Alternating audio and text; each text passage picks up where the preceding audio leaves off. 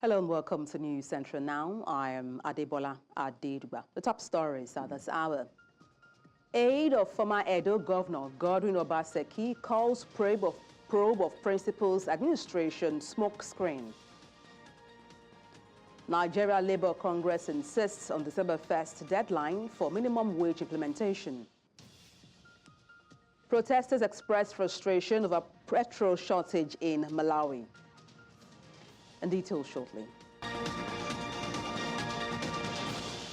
Let's begin by telling you that Crusoe Osage, media aide to immediate past governor of Edo State, Godwin Obaseki, says the probe of his principal's government is a smokescreen to cover the incompetence of the administration of Monday Okpewolo. Governor Okpewolo had constituted a 14-member asset verification committee to probe the administration of Obaseki, his predecessor. Members of the committee will be sworn in on Tuesday. Recently, the Edo governor also ordered a probe into the state civil service recruitment under Obaseki-led government between May and November 2024. In a statement on Sunday, Osage said the meaningless probes embarked upon by Okpewolo's administration is an attempt to distract from glaring incompetence and lack of direction. In the meantime, the Independent National Electoral Commission has rebuked the People's Democratic Party's governor over allegation of manipulation in the 2024 Edo State governorship election. The PDP Governors Forum claims that INEC manipulated results to benefit the APC during the Edo governorship election, an alleged vote buying in Ondo State. Reacting to the accusation, the Chief Press Secretary to INEC Chairman, Rotimi Oyekome, described the claims as unfortunate and inappropriate. He urged them to present evidence in court rather than raising unsubstantiated claims in public. Oyekome defended INEC's performance in the Ondo State election, describing it as one of the best conducted by the Commission. He urged political parties to embrace the spirit of sportsmanship, noting that it is unhealthy to accept the outcome of election only when it favors their own party. Let's now tell you that Bayelsa State Governor Douye Diri has transferred authority to his deputy, Senator Lawrence Ewhrudjakpo, as he begins his annual leave today, November 25th. Governor Diri assured citizens that governance will continue seamlessly during his absence.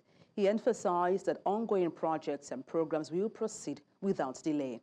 Addressing the state's prolonged power outage, Diri noted significant progress in repairing vandalized transmission towers. He expressed optimism that electricity would soon be restored, citing enhanced security at repair sites in Rivers State.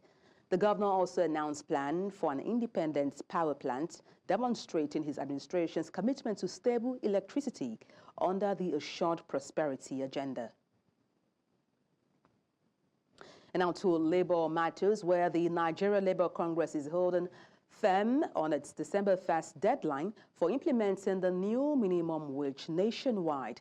The body has reiterated that all states must implement the new minimum wage of 70,000 naira as mandated by the law signed by President Bola Tinubu in July of 2024. Despite over 30 states complying, including Lagos and Kano, other states like Zamfara, Sokoto, and Nasarawa are yet to meet the requirement.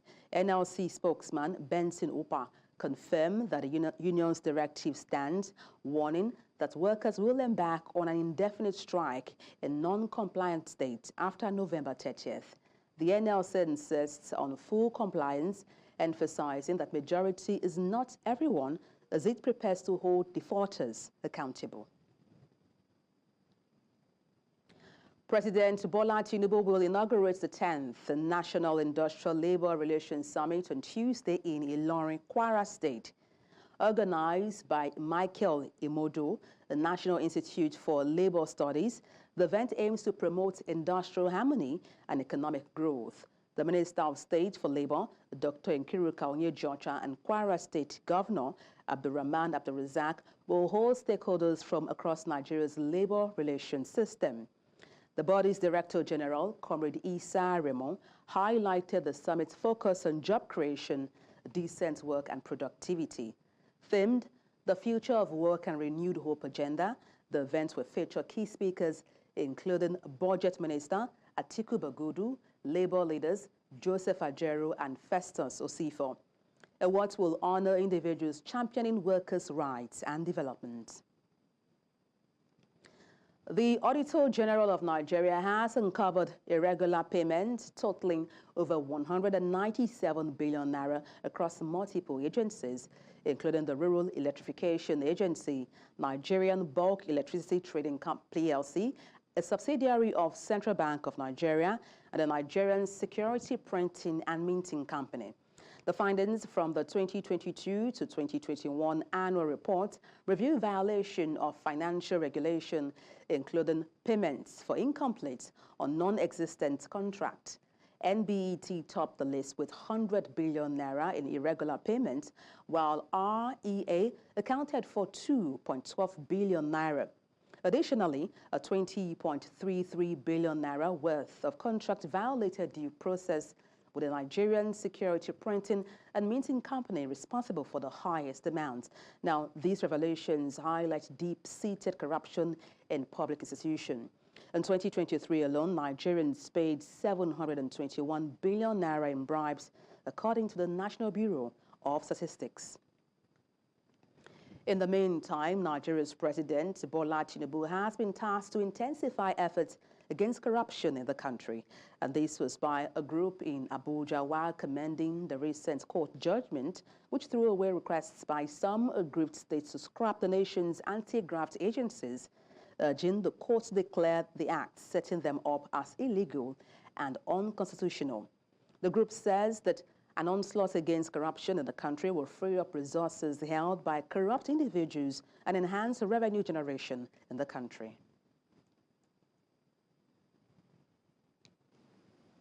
Those who have nothing to hide should have nothing to fear from anti-corruption agencies. The Supreme Court judgment is a call to action for the agencies to intensify their efforts in holding public officials accountable. For those who have lost this case, the message is clear. Impunity will no longer be tolerated. Crescent urges President Bola Tinubu to prioritize the fight against corruption and ensure that anti-graft measures are not taken lightly, as a robust stance against corruption could define his legacy. A robust and determined approach to tackling corruption is a far more effective strategy for enhancing revenue generation rather than the continuous imposition of taxes, fees, and burdensome costs of PMS or the general populace. By addressing the root causes of corruption, the government can unlock significant financial resources that would otherwise be lost to corrupt practices, thereby fostering a more sustainable economic environment. And now let's turn attention to the petroleum sector, where the Dangote Petroleum Refinery on Sunday announced a reduction in price of premium motor spirits PMS, also known as petrol, to 970 naira per litre for oil marketers. The company's chief branding and communication officer, Anthony Chiejina, disclosed this in a statement. He said the decision is the refinery's way of appreciating Nigerians for their unwavering support in making the refinery a dream come true. According to the statement, the move is a cut from the refinery's 990 naira ex-depot price announced earlier this month. The slash would help marketers save about 20 naira on each litre of petrol bought from the Lekki-based plant.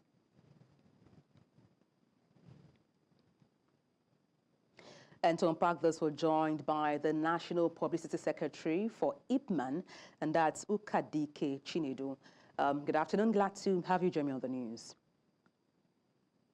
Yeah, good afternoon. And good afternoon, Nigerians and viewers all over the world. Okay, let me kick off by asking what your impression is of the price reduction from 990 naira to 970 naira per litre for oil marketers. Well, for independent marketers, it's a welcome development. It's very, very impressive. These have also shown the beauty of deregulation and the competitiveness in it. We, the independent marketers, we lauded it, and as I reassured you earlier in one of my interviews, that if the market is liberalized, it will definitely bring competition, and that you will see that price will continue to go down. You understand me? So I equally congratulate the Dangote management for the downward review, and hopefully we are also looking at more reviews downwardly to be able to gear up the market. Because once the product is high, there is no high speed in turnover. What we in the independent market will make much profit when there is turnover. So people are minimizing their consumption of petroleum product because of the rates. So now that 20 naira is off, it also, we in the independent market also will start adjusting our prices, because even from last week, upper last week, we have already started adjusting our price to be able to match up with what is prevailing in the market. So it's a welcome development. We thank the management of Dangote for that, and we are also encouraging them to do more and see the best possible way to reduce the price of petroleum products in Nigeria to the PRS minimum. Well, some school of thought believe this doesn't have any significant impact on Nigeria's economy and also the purchasing power of, the average Nigerian. What do you say to that? Well, I will not totally agree with them, because they were looking at a lopsided removal of it's gradual. Even when the increase is coming, it also comes gradually. So let us start. It's healthy. It was done in automatic gasoline oil, that's AGO, and now it's happening in PMS. If people are not still happy, also people should remember that there was a time we were selling products 1,300, 1,400. People were still buying and complaining. So if now that Dangote has downside to 960, and those that are competitive with him, who are importing petroleum products, are also trying to see how they can maybe go to 900. It is a welcome development. So the Port Harcourt refinery is also steaming, and we have gotten some dates from Port Harcourt refinery and that of whatever. We're also hopeful that the refinery will come up on steam and maybe reduce our prices. One kobo reducer is billions of naira. 10 kobo is on top of 20 naira. 20 naira, do you know how much it is in our economy, in our thriving economy, where things are skyrocketing every blessed day? So if we can be able to get petroleum product to reduce within some period of between 20 naira, 10 naira, 5 naira, it's a welcome development. I also know how Nigerians feel. But for us, the independent marketers, it's a welcome development. Well, do you see this as just a flash in the pan or something that can be sustained long term, especially when it comes to prices for oil marketers? Yeah, the sustainability will depend on the supply, because if Dangote, who has promised that he's going to continue to provide 60 million liters of petroleum products monthly to marketers, and our consumption rate in terms of NNDPR projections is around 45 to 50 million, so we have around 10 million in reserve. If supply is adequate, I also know that the demand will start dwindling, because only when our supply is not adequate that the demand will start increasing. So I believe that this constant supply of petroleum products will push Dangote to also to reduce, so that people can be encouraged to consume more volumes. I mean, looking back, we understand you on one of our programs, and you talked about we seeing a futuristically drastic reduction in price of PMS. With this reduction for oil marketers, do you see Nigeria having further reduction when it comes to the price of petrol? I said definitely yes. In terms of oil and gas downstream industry, I think I'm very, very prophetic. And everything I have said in this studio has come to pass in terms of pricing, in terms of the competition, in terms of allowing Dangote sell petroleum product direct to independent marketers. Only that we marketers have just discussed with Dangote and get out towards buying from products have started dropping. So now that we have only one source now, which is Dangote, but about refineries worry I think hopefully by December, they will come up and say, they will also put up their own price to draw market. I keep on saying it here. We're independent marketers, we are willing buyers, where we can be able to get these products very, very cheap. And we have gotten some dates from Port Harcourt Refinery and that of whatever. We're also hopeful that this refinery will come up on the scene and maybe reduce our prices. One kobo reducer is billions of naira. 10 kobo is below top of 20 naira. 20 naira, do you know how much it is in our economy, in our thriving economy, where things are skyrocketing every blessed day? So if we can be able to get petroleum product to reduce within some period of regime 20 naira, 10 naira, 5 naira, it's a welcome development. I also know how Nigerians feel. But for us, the independent marketers, it's a welcome development. Well, do you see this as just a flash in the pan or something that can be sustained long term, especially when it comes to prices for oil marketers? Yeah, the sustainability will depend on the supply, because if Dangote, who has promised that he's going to continue to provide 60 million liters of petroleum products monthly to marketers, and our consumption rate in terms of NNDPR projections is around 45 to 50 million, so we have around 10 million in reserve. If supply is adequate, I also know that the demand will start dwindling, because only when our supply is not adequate that the demand will start increasing. So I believe that this constant supply of petroleum products will push Dangote to also to reduce, so that people can be encouraged to consume more volumes. I mean, looking back, we understand you on one of our programs, and you talked about we seeing a futuristically drastic reduction in price of PMS. With this reduction for oil marketers, do you see Nigeria having further reduction when it comes to the price of petrol? I said definitely yes. In terms of oil and gas downstream industry, I think I'm very, very prophetic. And everything I have said in this studio has come to pass in terms of pricing, in terms of the competition, in terms of allowing Dangote sell petroleum product direct to independent marketers. Only that we marketers have just discussed with Dangote and get out towards buying from products have started dropping. So now that we have only one source now, which is Dangote, but our refineries worry. I think hopefully by December, they will come up and say, they will also put up their own price to draw market. I keep on saying it here. We're independent marketers, we are willing buyers, where we can be able to get these products very, very cheap. The price, even if it's as minimum as 150 kobo difference, we will go there and buy. We don't want to sell these products so exorbitant.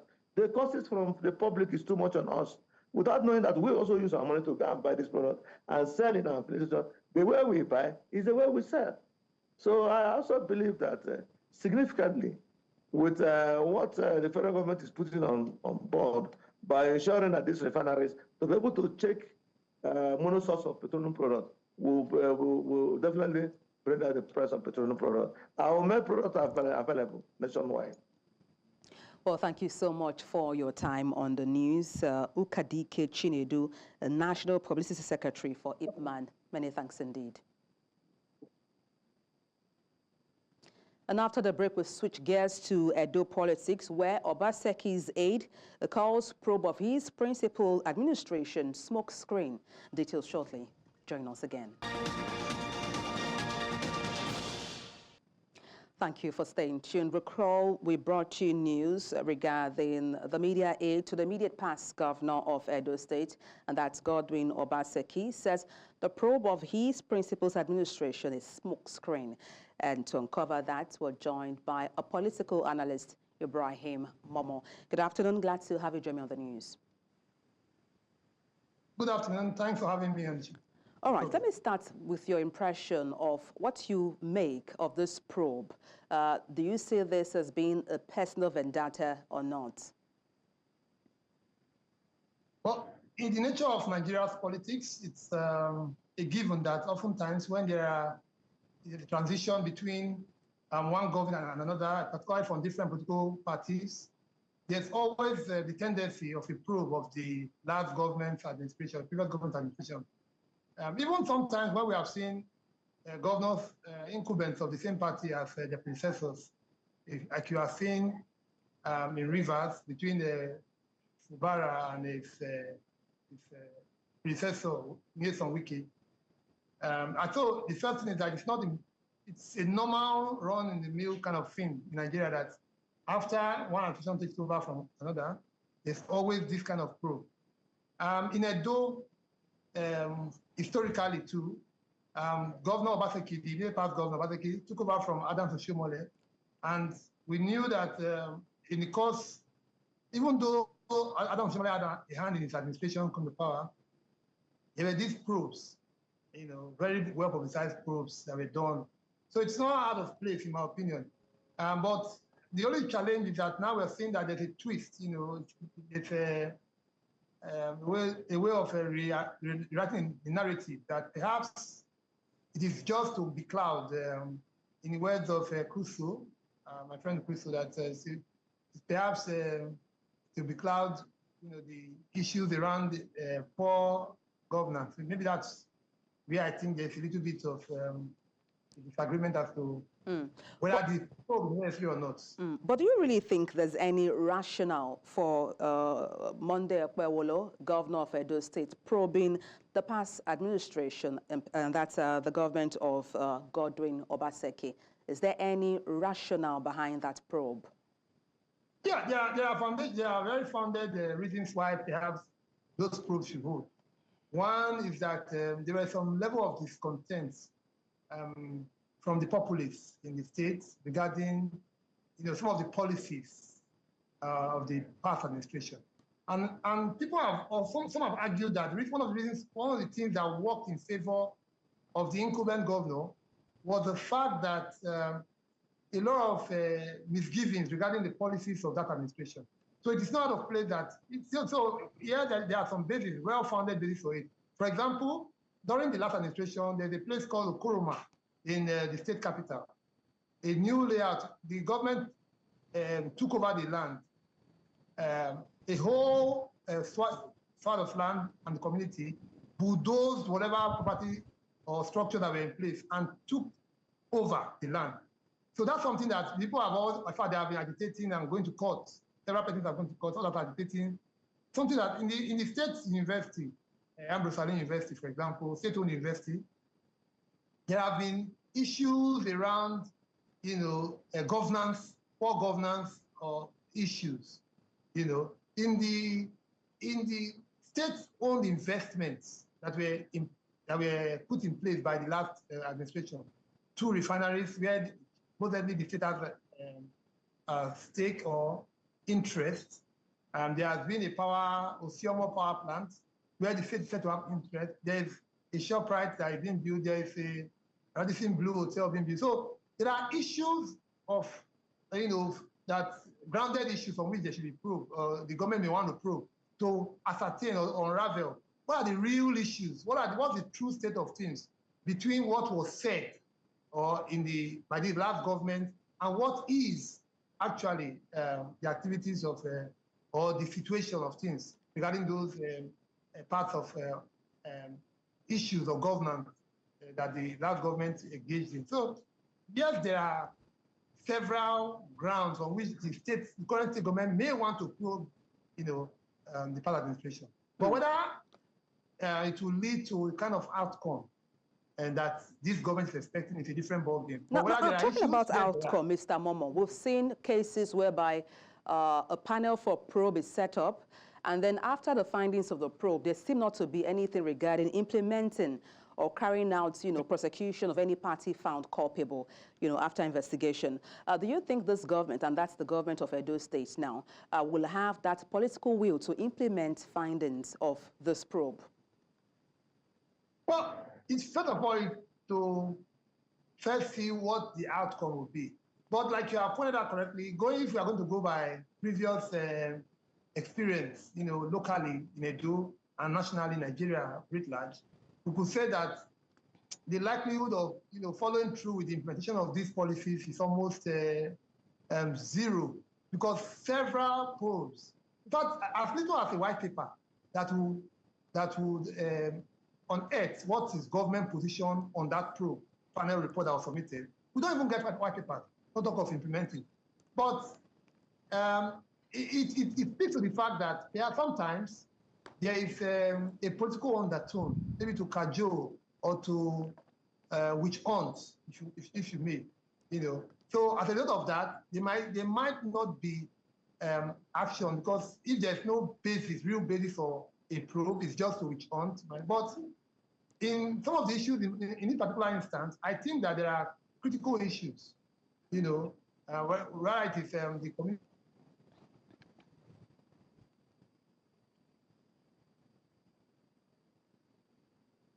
Because there are things flying around that perhaps private interest or fund private interest. If that is the case, then of course the government might want to take action. But again, it might just be that there's no basis for it. It can just be people which are just to silence the opposition or the government of the opposition or the people in the opposition. So time, I think, will tell, really.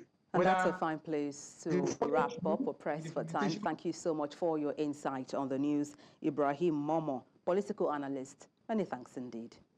And now to security matters, where Kogi State Governor Ahmed Usman Ododo held an emergency security meeting in Lokoja following tensions in Insalo, Yagba East local government area. The meeting addressed allegation by Fulani settlers that one of their members was killed by community indigents. Governor Ododo listened to both sides and called for peace, warning against reprisals. He condemned lawlessness, vowing that perpetrators will face justice. The governor also suspended the traditional ruler implicated in the crisis and ordered investigation into others. Commending the Fulani for their restraint, Ododo urged Islamo leaders to expose criminal elements in their community. He assured all residents of protection, emphasizing his government's zero tolerance for crime. The meeting included officials, security agencies, and community representatives. And still staying with security matters, recently, the annual conference of police public relations officers and police communication experts tagged Asaba 2024 was held in Asaba, the Delta State capital. The Inspector General of Police, Kayode Egbetokun, seized the opportunity to call on the public to utilize the effective services of Public Complaints Bureau and complaint response units established in every state of the Federation to report police misconduct rather than resorting to social media. News Central's correspondent Austin Ozu, who covered the week-long event, has details. Recognizing excellence in the field and implementing effective communication strategies, law enforcement agencies can improve community engagement and promote a safer, more harmonious society, possibly necessitating the annual conference of police public relations officers and police communication experts across the country to advance their professional competencies. This year's event with the theme, Strengthening Nigeria Police Force Oversight and Accountability, held in Asaba, the Delta State capital. At the opening ceremony, the Inspector General of Police, Kayode Egbetokun, highlighted the current trying time in Nigeria's history, marked by escalating security challenges nationwide. He pointed out that the circulation of old videos on social media unfairly portrays the police and misleads the public, thereby exacerbating current insecurity challenges rather than resolving them. The IGP urged Nigerians to report police misconduct to the Police Complaints Response Unit instead of social media. We have noted recent surge in the recirculation of outdated videos depicting police misconduct. Many of these videos are several years old, but have been presented as current incidents to mislead members of the public and attract criticism and condemnation of the police force. I urge members of the public to please verify the authentication and timeline of these videos before they share or recirculate. Governor Sheriff Oborewori of Delta State is requesting that the police display their achievements in combating crime and criminality in an effort to deter others from engaging in criminal behavior. As police public relations officers, you try to do your best to do interaction, have engagement with the people, let them know what the police are doing. Because sometimes the police is doing a lot, but because of the security issue, at times you don't need to disclose them. But some are important issues that you also let the public know, that you need to know so that people will know that the police are doing very well. After the rigorous training, as the saying goes, all work and no play makes Jack a dull boy. The PPROs went back to the Unity Hall Government House for dinner. We expect you to project your principles. We expect you to project the achievement, the integrity, reputation of the Nigerian police force wherever you serve. Today marks the end of a very successful conference. And I wish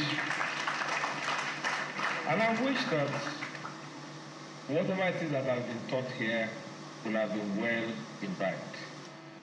Awards were presented to deserving PPROs of various commands nationwide, including the Delta State Commissioner of Police by the IGP representative. I don't intend on relenting. I will continue to put in more effort.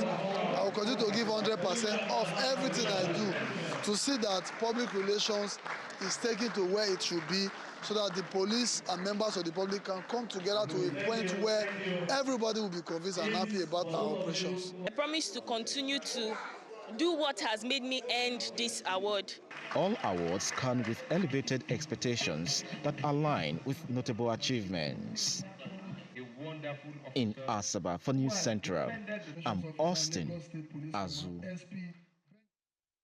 Away from that, the governor of Plateau State, Caleb Mofwang, has presented the 2025 budget appropriation of 4.1 billion naira to the State House of Assembly. The recurrent expenditure for the fiscal year is recurrent 2.5 billion naira, representing 45.46% of the total budget, while the capital expenditure stands at 2.8 billion naira, representing 56.54% of the budget size.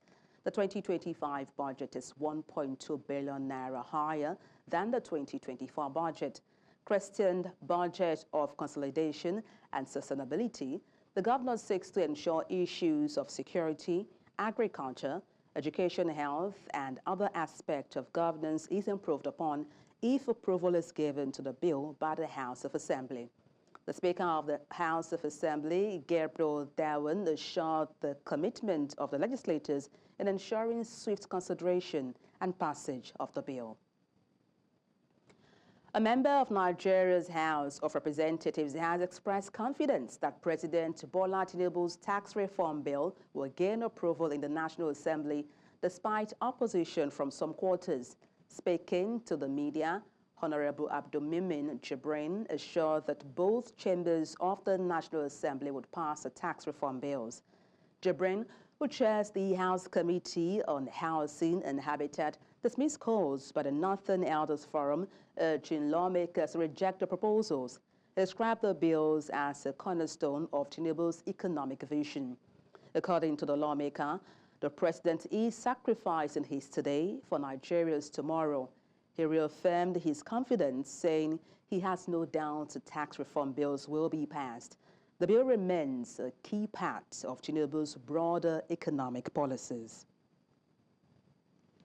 Let's tell you that the Chairman, Senate Committee on Media and Publicity, Senator Yemi Adaramodu, says the National Assembly would conduct an open debate on the tax reform bill before it for the input of Nigerians. According to Adaramodu, most of the people criticizing the law and the media had not seen it and were acting on the assumption that anything related to taxes was meant to burden the public.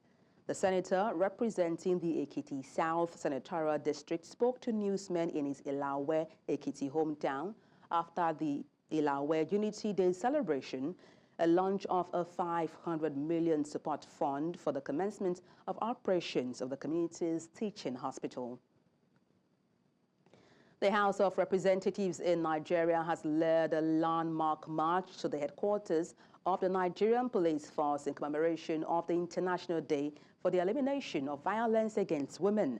Now, this event, which also marks the beginning of the 16 days of activism against gender-based violence, aims to raise awareness and drive action against gender-based violence in Nigeria.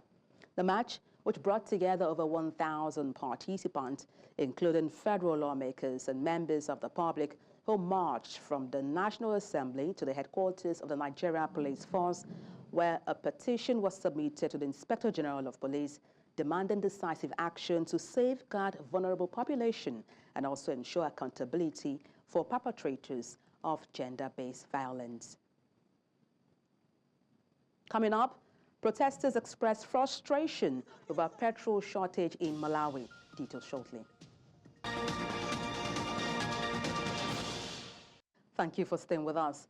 Police in Lilongwe on Monday used tear gas shells to disperse protesters demanding the resignation of the energy minister amid a fuel shortage in various regions that has hit Malawi hard for a month. Protesters took to the streets early in the morning, chanting anti-government slogans and waving placards to express their anger over the fuel shortage.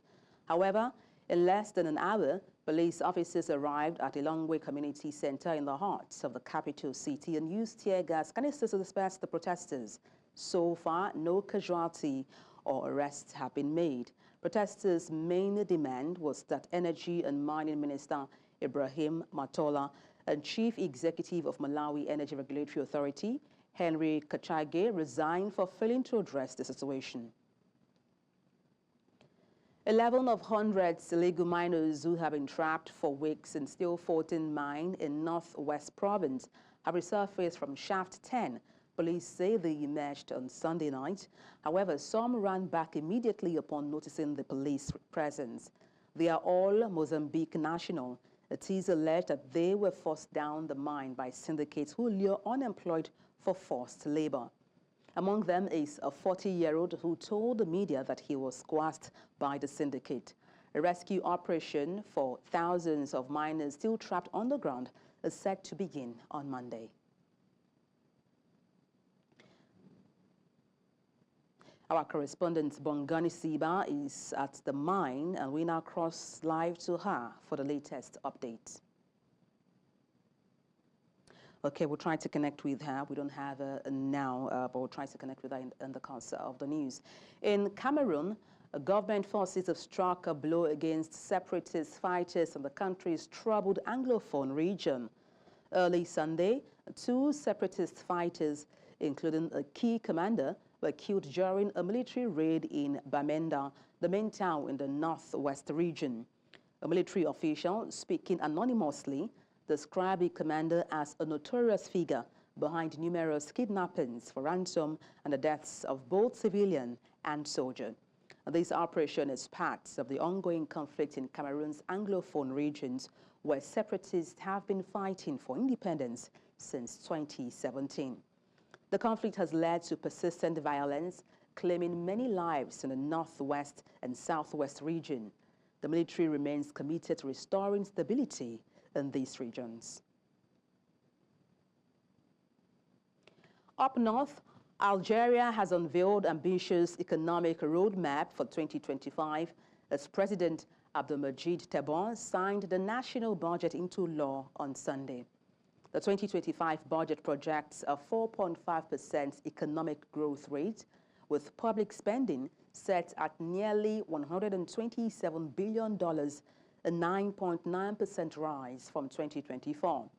The budget is based on a reference oil price of $60 per barrel for 2025 to 2027, with non-hydrocarbon sectors expected to drive growth.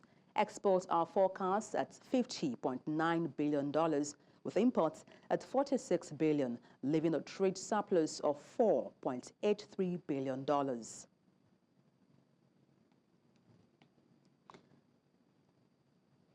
And now let's connect with our correspondent Bongani Sisiba regarding, miners trapped there in Steelfontein. Bongani, what's the latest on this story? Good afternoon, Adebola, and also good afternoon to our viewers. I've just arrived in Steelfontein, where thousands allegedly mine workers are still underground. It's now a month they've been there, and the police have now intervened to try and rescue them. We know that last week there were also relatives outside this mine protesting that food and water should be sent down the mine, but the police and also the government went to court. I understand they've won that case that no water or food should be sent out inside the mine. We also know that the minister and the president also said last week that if worst comes to worst, they'll smoke them out. But we know that this morning, 14 came out and they were arrested immediately. But I have my colleague who've been covering this story since last week, who's been here. He's joining me now just to take us through what has been happening, and he's been here since morning. Good afternoon, Tuso. Can you take us through what has been happening and up until today? It's quite a moving story, especially starting last night. We started with these 14 miners emerging out of the mine midnight. As soon as they came out of the mine, the police arrested them. But there's quite a twist to this story, because they told the police that them and other miners underground are being held against their will by an armed gang of people that are there. So you remember, police have always been saying these guys are sitting there not wanting to come out, so they'll flush them out. Hence the government said they'll be flushed out. But there's another angle now where they are saying they are being forced against their will. And they are saying sometime last week, the community sent some porridge and then some foodstuffs downstairs, down the mine. And these guys are saying that food was all taken by these gangs, and they were left to eat nothing. So they allege that they escaped. This is how they happened to come out. So this is what is the new angle that the police should be looking at now to say, what are we doing? Are we going to go in down there? The police have said we're not going down because it's dangerous, because these guys are armed, because they are dangerous gases. But in the light of this new information, police have not said what they're going to do next. But you also told me that this afternoon, these miners also tried to come out. How did this police respond to that?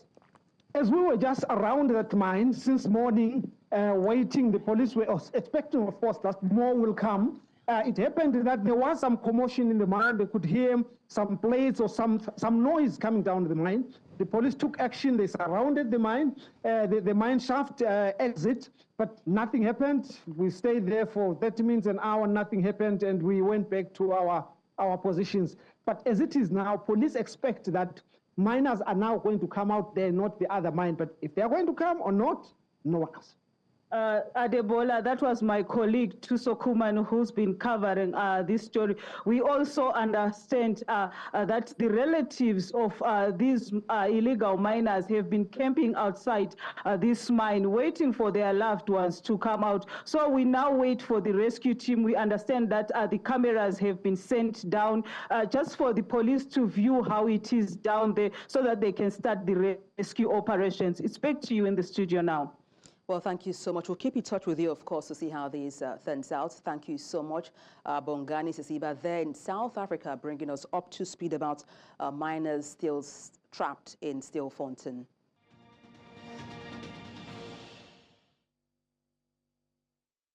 Weather forecasters and politicians have come in for strong criticism after hundreds of homes and businesses across the UK suffered devastating flooding in Stormbird. They are growing complaints in South Wales, one of the areas most heavily hit, that the Met Office issued only a yellow warning rather than an amber or red, and that not enough new defences had been put in place by the Welsh government since storms last wreaked havoc in the area 4 years ago. Now, hundreds of homes were left under water, roads were turned into rivers, and winds of up to 82 miles per hour were recorded across parts of the country. Homes in the parish of Sumutuleri, Blaenau, Gwent were evacuated after the landslip. And for context, we're joined by our international correspondent, and that's Afia Hagen. Afia, tell us, what's the latest about the storm birds? Well, we have 140 storm warnings still in place and flood warnings included in that, meaning that there is a danger to life, particularly in Northamptonshire, which is an area in the north of England. Now, Storm Bert brought close to a month's worth of rain falling over 2 days in some parts of England, across South Wales and the southwest of England. You've got massive, massive travel disruption today, with lots of trains between England and Wales particularly, and going from England to Scotland and to the northern parts of England are cancelled as well. And Storm Bert is still dominating the weather, especially across Scotland, where a yellow warning has been issued for wind and rain this afternoon. And where I am in London, we are experiencing the leftovers of Storm Bert, with mainly just the wind affecting us today. Thank you so much, Afia Hagen, our international correspondent there, bringing us up to speed. Many thanks, Afia.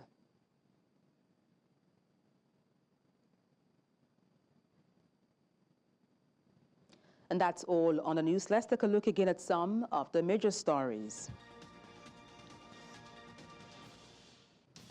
Aide of former Edo Governor Godwin Obaseki has called probe of his principal administration smokescreen. Nigeria Labour Congress has insisted on December 1st deadline for minimum wage implementation. We also told you that protesters have expressed frustration over petrol shortage in Malawi. You can watch News Central live on DSTV, channel 422, Star Times, channel 274, Avo TV, and YouTube.